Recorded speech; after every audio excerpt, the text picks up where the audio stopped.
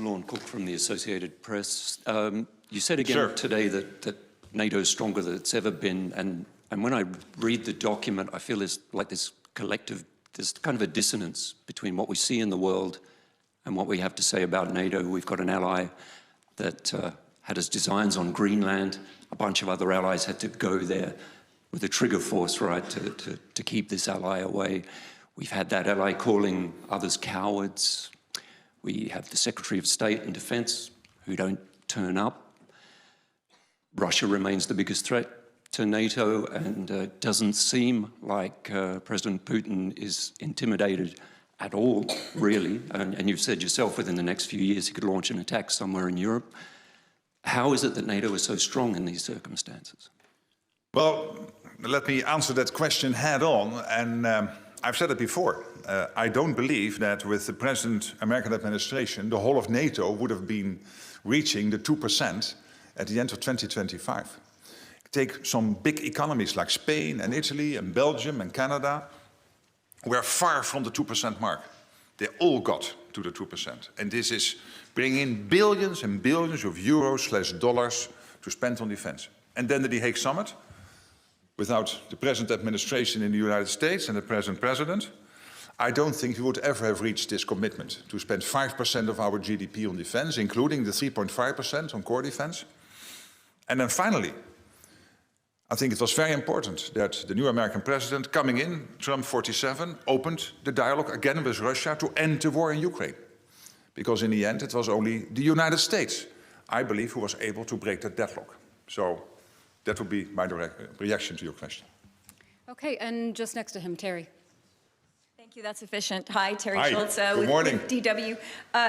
Just to follow up a little bit on Lorne, you wouldn't have the higher defense spending, but you also wouldn't have had the insecurity that many European countries felt by the threat of one ally to attack another.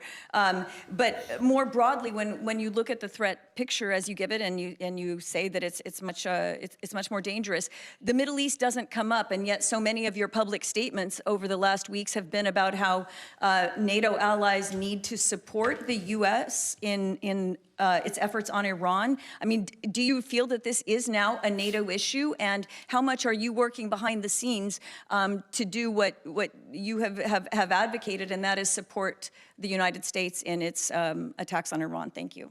Thank you for that question. And this is not new. The alliance, NATO, has for some time been clear, even before I became Secretary General, that Iran cannot possess a nuclear weapon. And NATO has also long recognized the threat Iran's missile program posed to allies and their interests. And what the United States is currently doing is degrading those capabilities, both the nuclear and the missile. And take as an example what happened with Diego Garcia, the UK-US base, which was targeted by a missile which therefore could reach 4,000 kilometers. So the logical conclusion of that missile launch is that Iran has now capabilities increasingly dangerous for allies. Of course, the good news is that NATO stands firmly with all allies. We successfully, as you know, intercepted ballistic missiles heading to Turkey from Iran on 3 separate occasions. And when it comes to making sure that sea lanes are opening up again, and if they have opened up again, that collectively we are able to, as a world community, to make sure that ships can sail there. We have now 30 countries coming together, many from NATO, but also Japan and Korea, Australia and New Zealand and Bahrain and the UAE, but most of them from NATO, to discuss and then implement the question of the what, the where and the when it comes to making sure that these sea lanes stay open. Okay, let's come over here. Second row, BBC.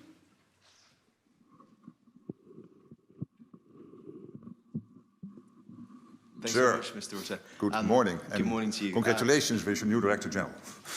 I'll pass that on.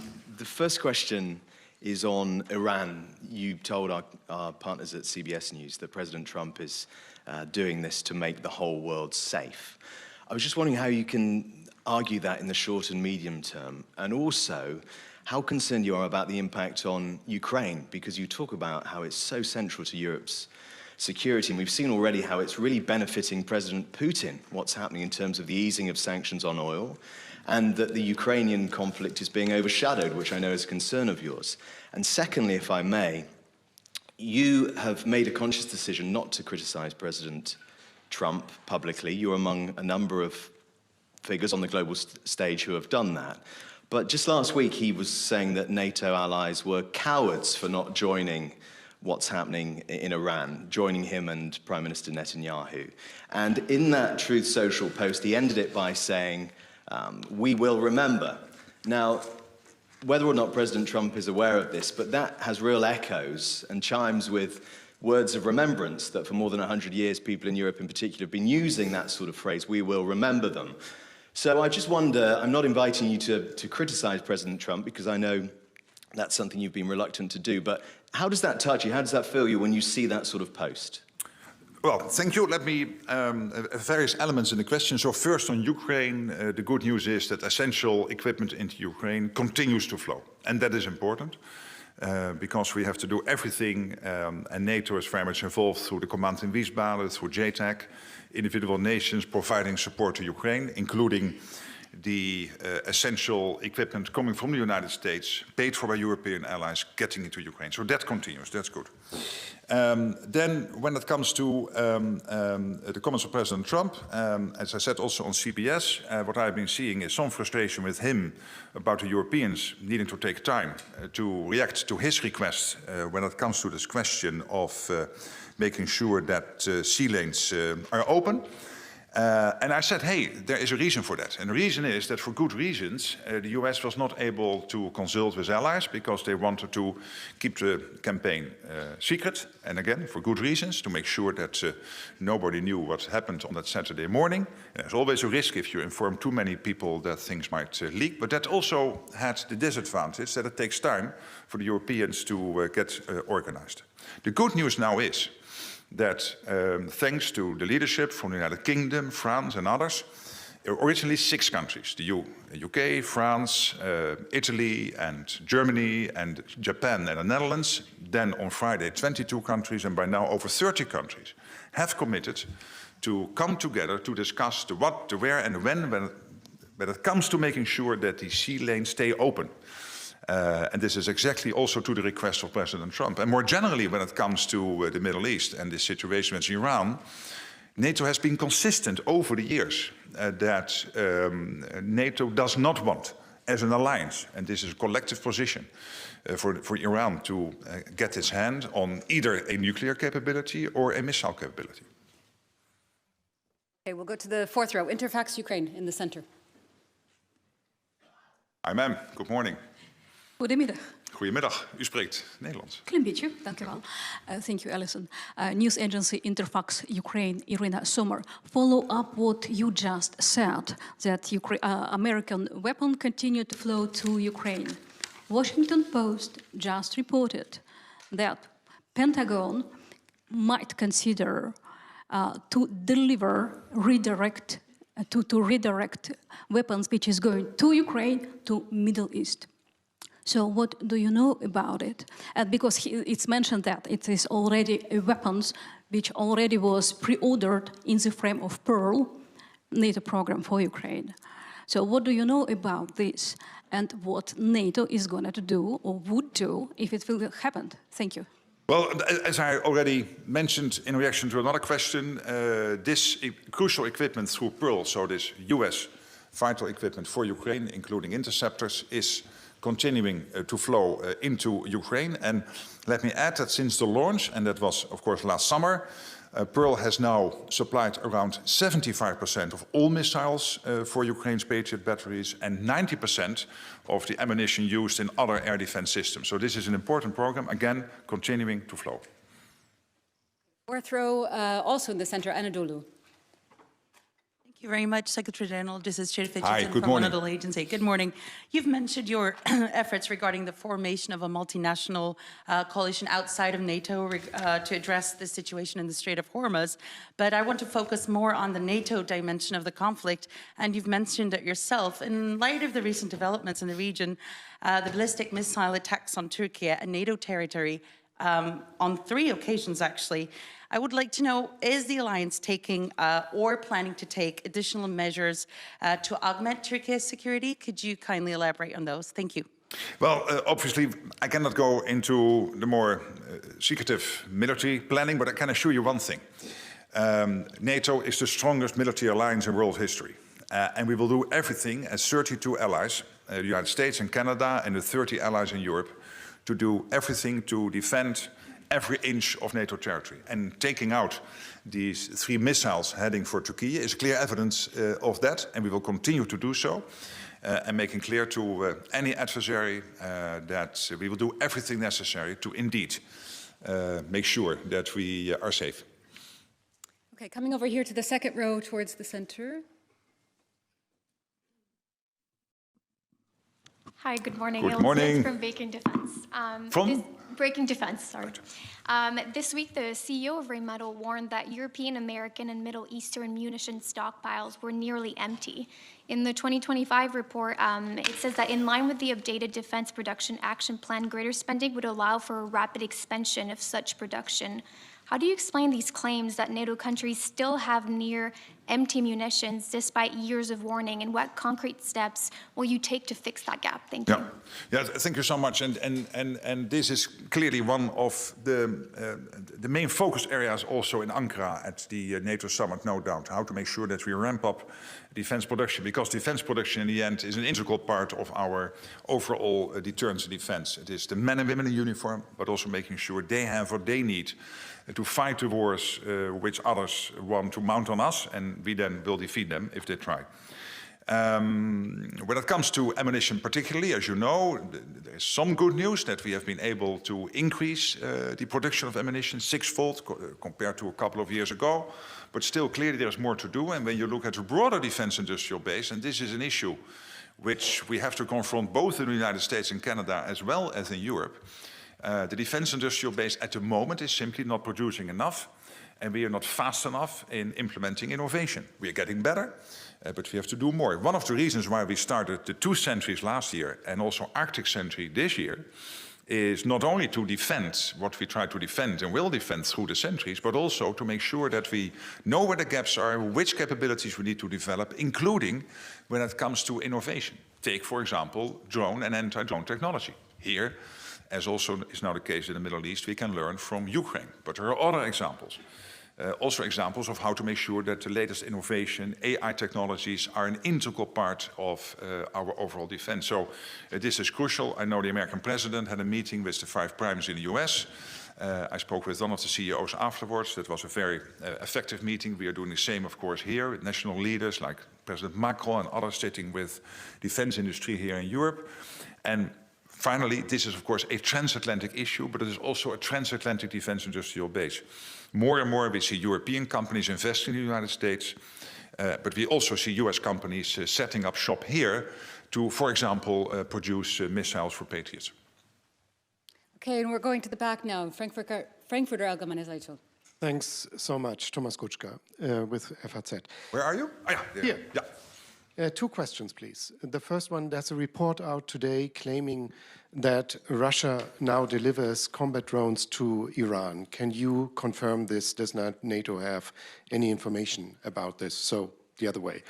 And the second question, completely unrelated, the former Lithuanian Foreign Minister Landsbergis has called for a NATO investigation into whether Hungary and especially Hungarian Foreign Minister Szijjártó has leaked confidential information from NATO meetings. You've heard what he said about his behavior before and after EU meetings. Do you see reason of concern that he's behaved in the same way when he met with fellow NATO colleagues? And if so, would you launch an investigation? Thank you. Thank you very much. On the first question, of course we know that Russia, Iran, North Korea and China are working closely together. We know that Iran is one of the suppliers of essential gear for Russia to maintain and solidify its war against its unsolicited provocation, war against Ukraine. That's clear.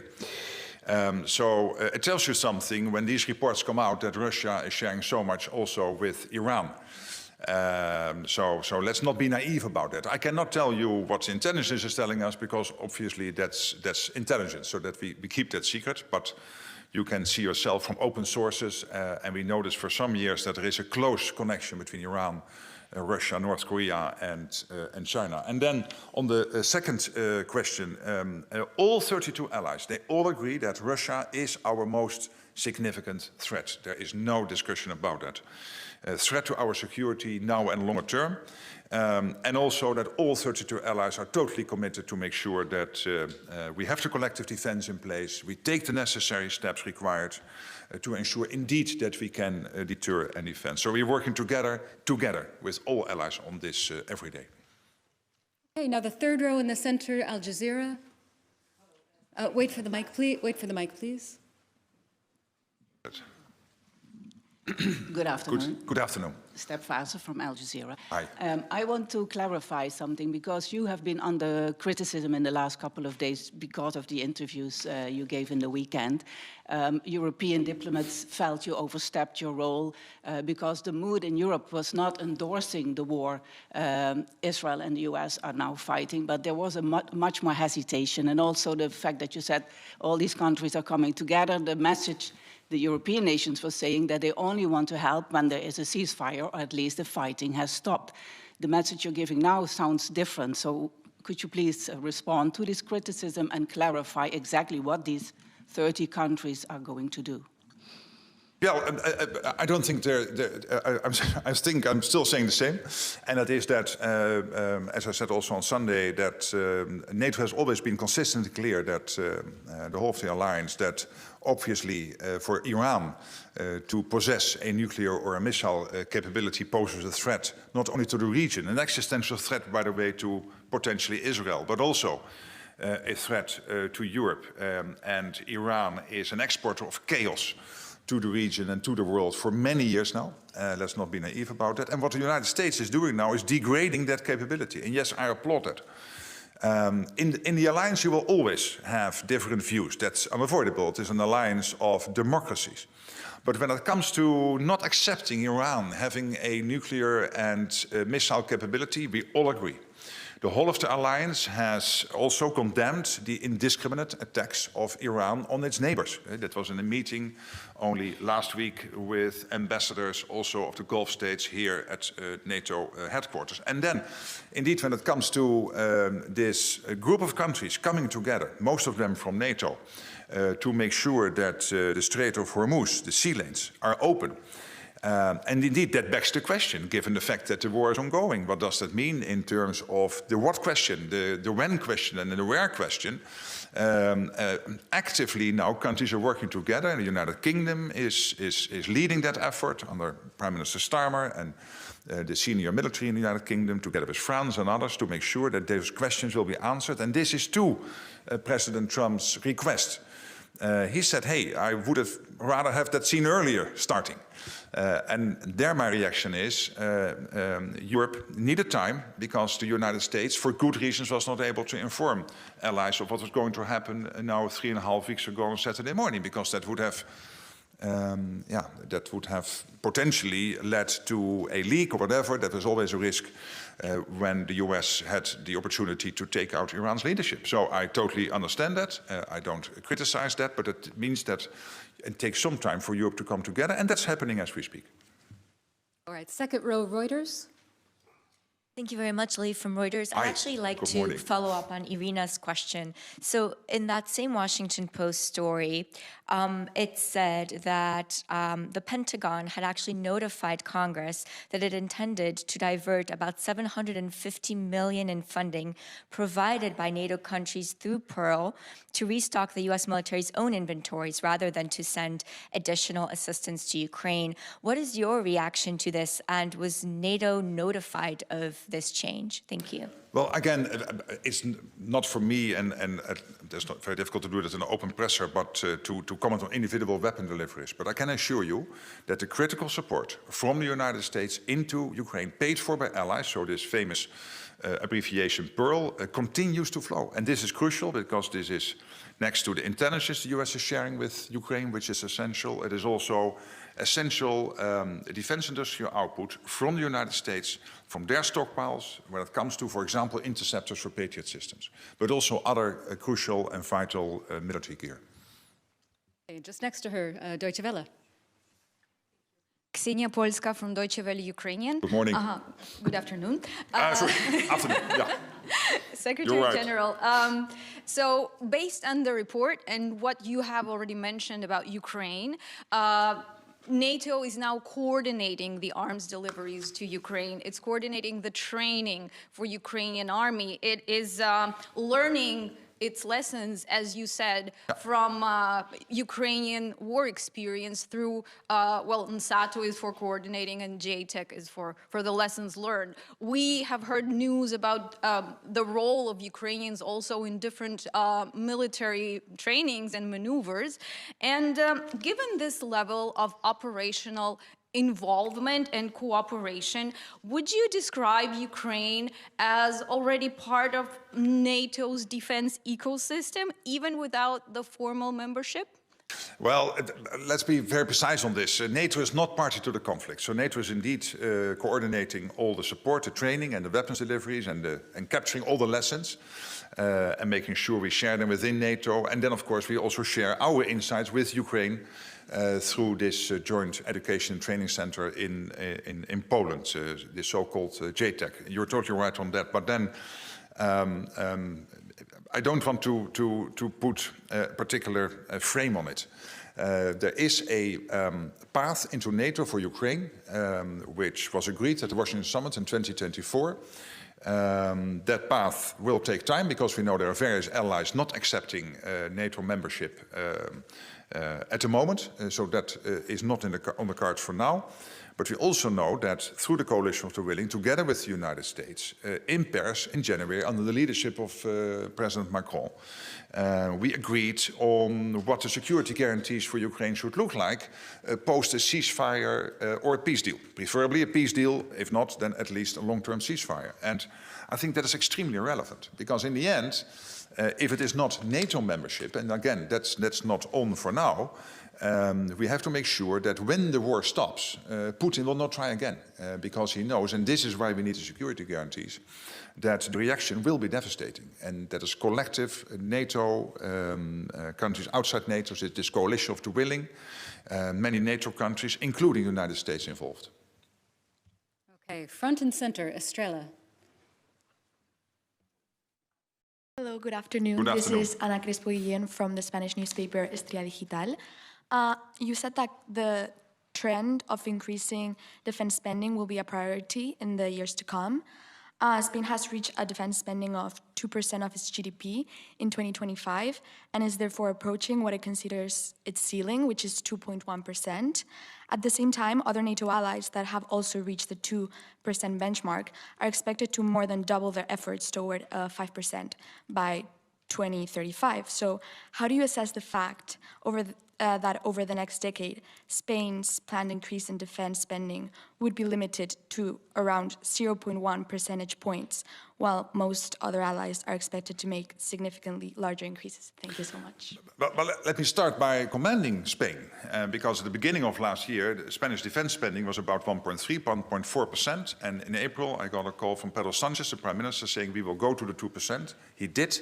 This is billions and billions extra structurally spent on defense by Spain. It was one of the 4 bigger economies not on 2%. The others were Italy, Belgium and Canada. And then there were some very important allies, but a little bit smaller economies like Slovenia and Luxembourg. They all reached the 2%, including Spain. Spain is deployed all over NATO in forward land forces, in missions.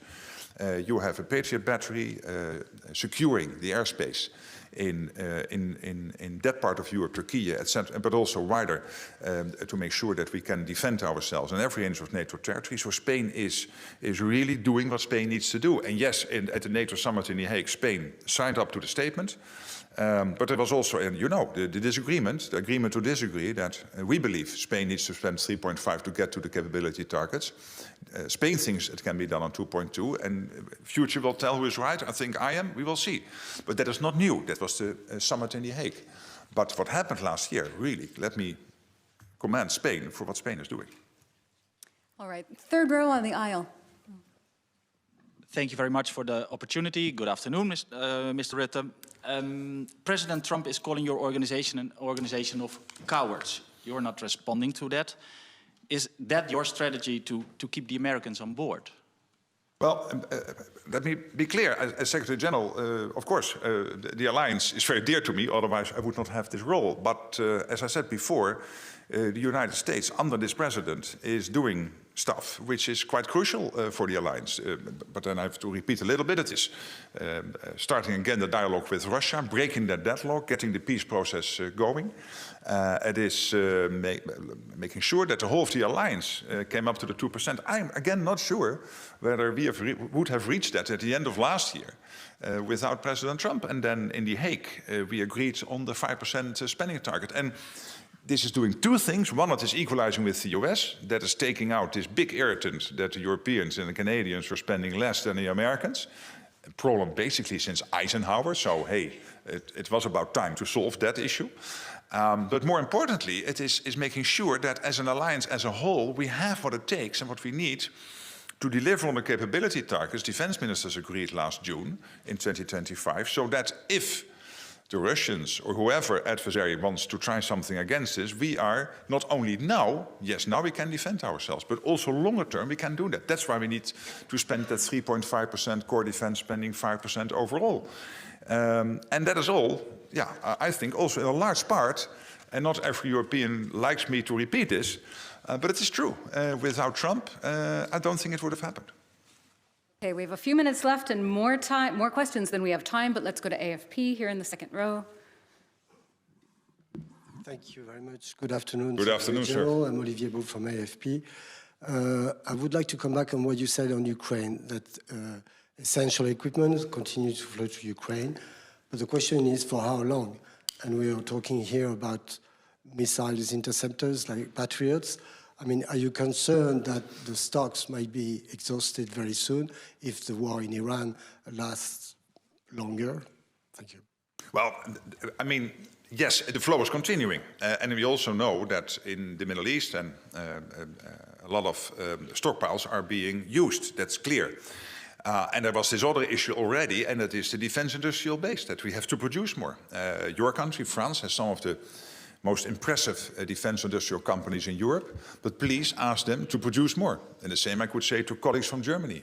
Germany, and by the way, Italy, the Netherlands, others have some of the best defense industrial companies in this part of the world, but they need to produce more. Extra production lines, extra shifts, opening new factories. The money is there. There was always the problem, can we have the 10-year safety and security in money supply? Yes, you have it now because tens, hundreds of billion extra spent on defense, and we know that about 20 to 30% is spent on defense industrial output. So the good news is the flow is continuing, and at the same time we know, even without the campaign now against Iran, that there was the absolute necessity to ramp up our defense industrial production.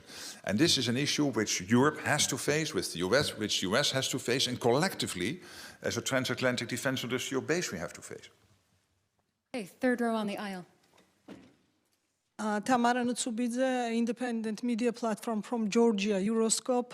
Thank you for this opportunity. Secretary General, I read in your report about Georgia that allies also revived NATO's engagement with Georgia in light of the 2024 parliamentary elections. So it is very important for us. Can you tell us more details? What was revised? What was reprioritized, as he is mentioning? And also, NATO not only a military organization, organization, it's also a political organization. So how do you estimate recent developments in Georgia? I mean, these repressive laws against media, NGOs, civil society, opposition leaders are in the prison. So can you tell us more detail? Thank you. Yeah. First of all, when it comes to Georgia, obviously we coordinate closely with the European Union. When it comes to the relationship between NATO and Georgia, we think there is merit in keeping that relationship going. But of course, we also have to recognize recent developments. And that's why we call upon Georgia to return to the path of a more pro-EU European forward-looking approach, including making sure that all the developments and let's say the whole trajectory Georgia was on in terms of democracy, rule of law, that is continued. And obviously there are serious worries at the moment. So we have the dialogue, we have the discussion, but we have taken the position that it is better to keep the relationship going and then having that avenue to discuss those issues than to say, hey, we don't like it, we end the relationship altogether. Lithuanian public broadcaster, third row. Thank you very much. Milda Velikanskite from Lithuanian Public Broadcaster. Good morning. Good afternoon. Good afternoon. Secretary yes. General, question on Ukraine. You talk about overwhelming support from NATO and that United States are crucial for a peace negotiation. Yesterday from Ukraine, we heard that United States pressure Kyiv to give up Donbas region in exchange for security guarantees from American side. Would you say it would be a fair deal, fair offer, or fair ask from a country who defended itself for more than 4 years to give up territory in exchange of security guarantees? Thank you. Well, let us first of all agree that all of us want this war to end. That is the United States, European part of NATO, Canada, but also Ukraine. Also, Ukraine wants this war to end, but it has to be a lasting end. And it means that after the war ends, we have to make sure that Ukraine is sovereign, that Ukraine is secure, and we have seen a speeding up of the peace process thanks to President Trump, and I mentioned it already, commanding the US efforts there. But for Ukraine to be not only sovereign, but also secure, key in all of this are the security guarantees. They are absolutely vital. And this is why it was so important that in Paris in January, the United States and the coalition of willing agreed on the security guarantees. Because this prevents Vladimirovich Putin from ever attacking Ukraine again post a long-term ceasefire or preferable a full peace deal. And of course, when it comes to territory, any decisions on territory clearly are for Ukraine to take. All right, Maria in the third row, Tanea. Thank you. Good afternoon, Secretary General. Maria Vassiliou, Tanea. I would like to go back to the Iranian threat on Europe following the launch of ballistic missiles against Diego Garcia. Could you elaborate a bit more? Because you have repeatedly been saying in the past that Russian missiles can reach European capitals in just a few hours. Is this the case now with Iranian missiles? Are you thinking along these lines these days? And more precisely, following the Iranian missile strikes on Turkey and the drone attacks on British bases in Cyprus, what is your concern, what is NATO's concern now on the security in the Eastern Mediterranean? Thank you. Well, on your first question, let's be lucid and conscious of the fact that Diego Garcia is 4,000 kilometers away from Iran. So if a missile from Iran is able to reach Diego Garcia, that is a relevant development. And what I was saying before to one of the questions asked, that it means that Iran already had capabilities which are dangerous for allies, but this means they are increasingly dangerous for allies. And you can do the math yourself, 4,000 kilometers. So in that sense, it's clear that where NATO allies collectively, unanimously agreed that two things should not happen. One is Iran having a nuclear capability, and secondly, Iran having its hands on a missile capability of this magnitude, then clearly there is reason to assume that there is an increasingly more dangerous situation for allies. The good news, of course, is that allies are prepared. We can defend ourselves. NATO is a very strong alliance. And you have seen that in Turkey with the 3 missiles heading for Turkey. And let me say to all citizens in NATO territory that our military, under the leadership of the Supreme Allied Commander, they are on this, all of them, to make sure that we have what it takes and what we need to defend every inch of Allied territory.